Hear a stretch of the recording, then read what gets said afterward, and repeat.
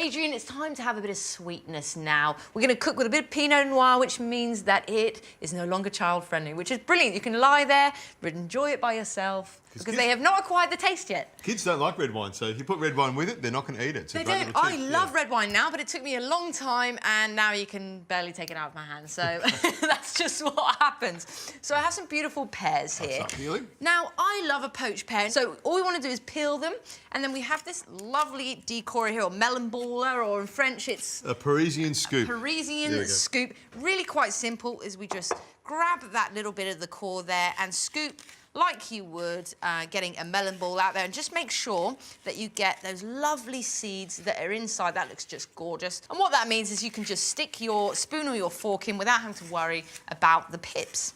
So we want to take the skin off, because the skin actually acts as a bit of a barrier with this one. You want to be able to make sure we infuse those beautiful spices, those beautiful flavours that I'm about to add. So talking of them, I have this gorgeous Pinot Noir here. So in we go. I've got 3 cups of water, and now I've got 3 cups of wine. And I've just got it on a slow simmer at the moment. I'm just going to add a few spices while I bring it up to the boil. A beautiful allspice. As soon as you cook with allspice, the whole room just smells like Christmas. So now I'm going to add a cinnamon stick in there, but I'm also going to add a bit of grounded cinnamon as well. So a little pinch there. And I have a bit of nutmeg here again. Bit of a seasonal one again. Oh, absolutely beautiful. And I'm just going to microplane that, and you will start smelling that beautiful spice coming through there. Now, that would be quite tart if we didn't sweeten it up a little bit. Now, I have a little bit of a hack here, so I've got some beautiful Natvia, and those lovely little crystals here are so naturally sweet, so we don't need an artificial sweetener or anything like that. We want to try to stay away from them. So now I'm just going to grab my cup here, and I'm going to have 3/4 cup. Now, with normal sugar, I would probably use 1 cup. So the great thing about Natvia is you can use a little less. So in we go with that. The other wonderful thing about it is that it doesn't affect our blood sugar levels the way sugar does. So we want to keep our mood always kind of like that, don't we? Even keel the whole day. Even keel, that's what we want. No peaks and troughs. Nice and even keel. And the great thing as well is it's nice and low in calorie, which is pretty awesome as well. So a bit of vanilla extract, just to add, if there wasn't enough beautiful flavour in there, about 1 tablespoon of vanilla extract there. Now what we're going to do is just let that come up to the boil, then bring it down to a simmer. Hey, Rosie. There you go.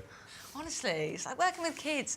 So now we're going to bring this up to the boil. I'm happy to put my pears in there now. I like how you got me to do all the peeling and all the coring. Well, I thought I'm I was doing just the chatting, aren't I? That's what it is. So we'll plop them in there. Don't worry about which way they are. They can just fall down, lie down, just relax in a bath of red wine. Isn't that a lovely way to go? There's something to think about, isn't it? Sweet red wine, there we go. That's it. So you've got a cartouche here, which is, we want to put this on here because basically we don't want pears bobbing around at different ways because they'll end up different colours, and we just want to make sure that everything is nice and even.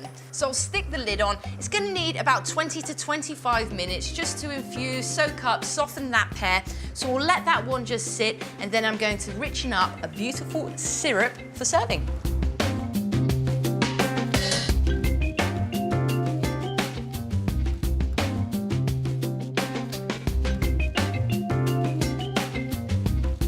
Adrian, so just let it cool. I grabbed 2 ladles full and just cooked it off a little bit so it went thick and syrup-like, and that's going to be kind of its bed for the beautiful pear there. So the great thing is that if you're having a dinner party or something like that, you can actually let it sit in the fridge for even a couple of days and it'll be absolutely fine. So pick your favourite pear. There we go. And then I've got my lovely That's only one. thickened syrup. There we go. Had to put that one in. And then what we're going to do is just give it a little bit of a swimming pool of goodness right there. That's a beautiful syrup. It's really shiny. It's got the right consistency. It's almost so good. I don't want to put this gelati on it, but I will. You want to stick that beautiful gelati. I've got a bit of honey ricotta gelati there. So I've got some walnuts here as well. Just adding a few little good fats to this beautiful dish.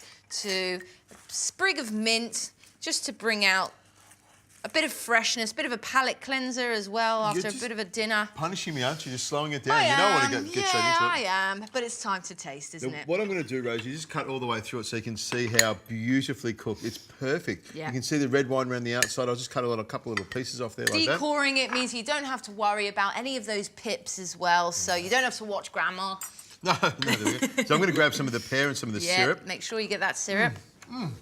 Rosie, that is beautiful. The red wine is reduced beautifully. It's nice and sweet.